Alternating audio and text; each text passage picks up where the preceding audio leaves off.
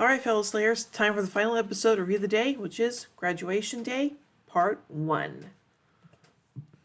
As graduation day approaches, Sunnydale High School enjoys a mellow love fest as former enemies exchange pleasantries.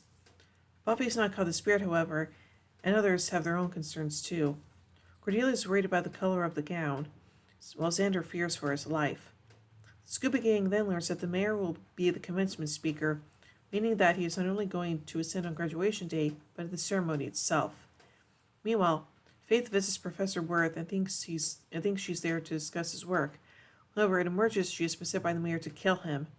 When he asks why, Faith simply tells him she never asked before murdering the professor. Buffy, Giles, and Wesley read about Professor Worth's murder in the Sunnydale Press newspaper and realize Faith was behind it.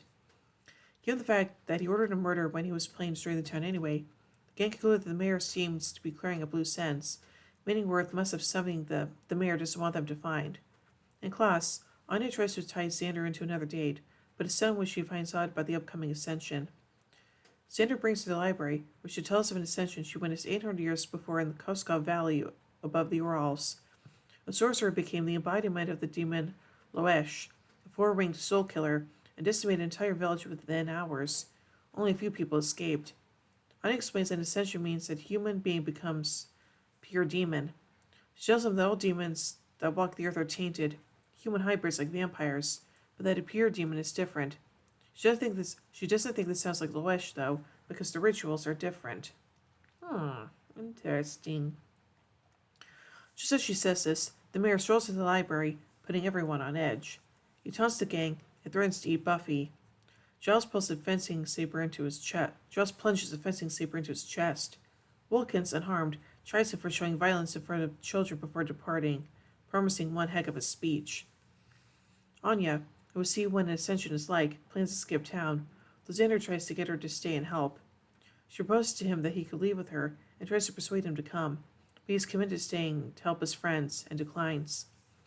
Buffy is also anxious and tries to convince her mom to leave town, saying she won't be able to concentrate on stuff with the mayor if she has to worry about her mom. She doesn't want to leave, but Buffy tells her that she can't worry about her mother while fighting the mayor at the same time. Convinced that remaining Sunnydale could get Buffy killed, Joyce agrees to leave. Willow, who's researching in the hopes of finding what's up the ascension, is nervous too. Oz kisses her, and the two make love for the first time.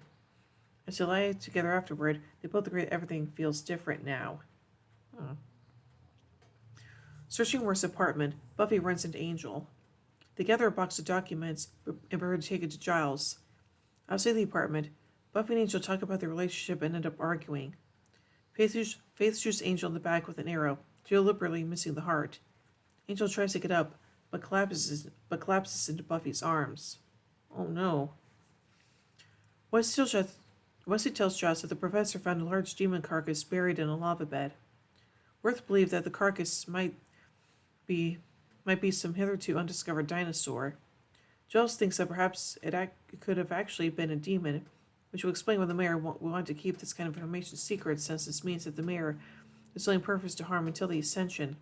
Once in demon form, he could be killed. Buffy brings Angel to the library, where Giles helps remove the arrow. Despite the fact that such an injury shouldn't cause much harm to a vampire, Angel starts to get weaker. Everyone realizes that the arrow was poisoned, and Wesley offers to ask the Watchers Council for help. Buffy thanks him, and Will's afterglow is cut short by Buffy's call for help. Later, Wesley returns and tells Buffy that there's no hope coming for the Council. However, it's not that they can't help but won't. It's a refuse to help a vampire. He explains that the laws are older than civilization, and the Council's orders are to concentrate on the Ascension. But now Buffy's had enough of the Council and tells Wesley that she won't be taking any more orders from him or them. Wesley tells her this is mutiny.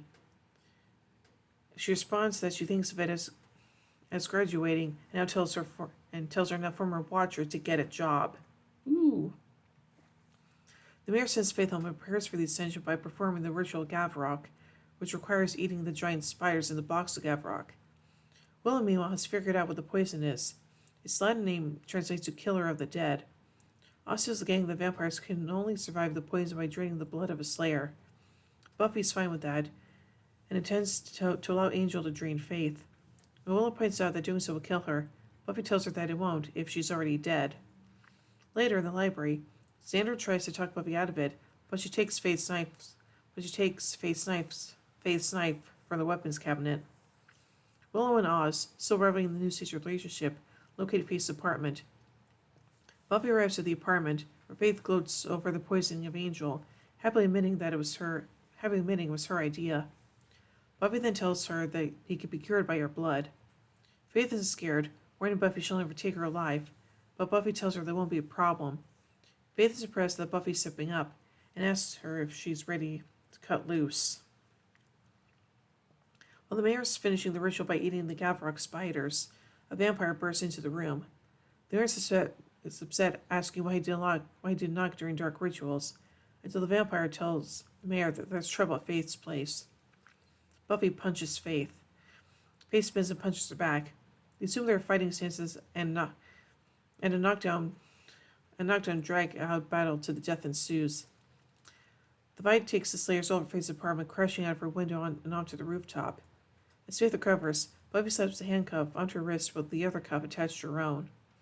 The battle continues between two handcuffed Slayers, who throw each other around until Faith breaks the chain on handcuffs, grabs a long steel pole while Buffy pulls out Faith's dagger. Faith sees her blade and says, "That's mine," to which Buffy responds, "You're about to get it back." Enraged, Faith strikes at Buffy with the pole, but Buffy dodges the attack. Buffy then slashes at Faith twice. Faith dodges the first slash and catches Buffy's arm in the second attempt, grabbing her nemesis and throwing her on top of the building's central cooling unit at the roof's edge. Holding each other, the two stare at the street below and at one another. Before Faith can make another move, Buffy is free from her grip and plunges Faith's own knife into her abdomen. Both slaves are more than a little shocked. "You did it," says Faith to horrified Buffy, before delivering a backhanded punch to Buffy's face, knocking her backwards to land on her back, caught off guard. "You killed me," Faith goes on. Then, noticing an approaching flatbed semi-truck, Faith steps onto the ledge and continues. "Silver boy, though. You should have been there, Bee. Quite a ride." Faith then falls back off the roof and into the passing truck, crushing roughly into the debris. Buffy reaches the ledge and watches her fellow Slayer's limp body, along with the blood needed to cure Angel, is carried away on the truck. Ugh. So now let's take a look at some continuity surrounding this episode. Buffy feels that Angel will be her last officer romance, but instead, she'll go on to establish a relationship with fellow demon hunters Riley and Spike. When Anya returns to school to ask Xander to run a rail with her, she tells him that her car is just outside and they could take turns driving.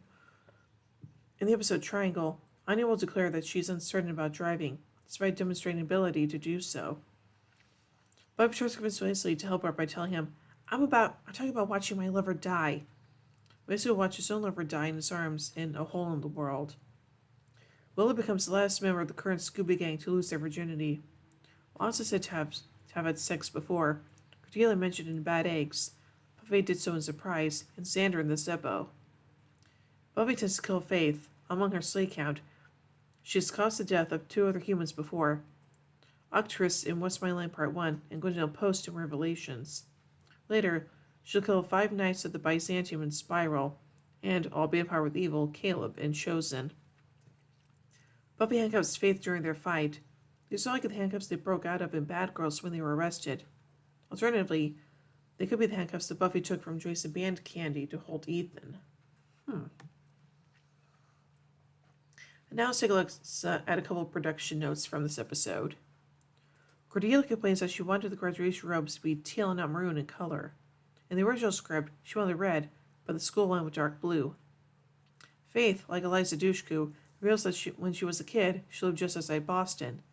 This is notable by her use of the word wicked, a slang for very or extremely, was commonly used by people from Massachusetts. And now let's take a look at some pop culture references. On seeing an illustration of the mayor's eventual demon form, Xander quotes the famous line from the 1975 film Jaws, "We're gonna need a bigger boat." He also quoted the movie in the episode Go Fish. Xander also paraphrases Private Hudson from the 1986 film Aliens by saying it was getting short, 4 more weeks and out. Faceline, look at you. All dressed up in big sister's clothes. It's a reference to the Elvis Costello song Big Sister's Close. And now finally, let's take a look at a goof. When Buffy and Faith are fighting in Faith's apartment, we see Faith kick Buffy into the big screen television. At that point, there was something on the floor. In the next shot, there was debris scattered on the floor in front of the television. In the subsequent shot, the debris is gone, and later on, the debris is back. Looks like someone wasn't paying attention in editing or something like that.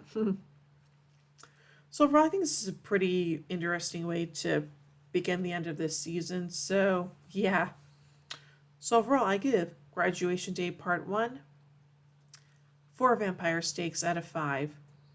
Anyway, tune in tomorrow as we take a look at the final episode of the season, Graduation Day Part 2. So, until then, here endeth the lesson.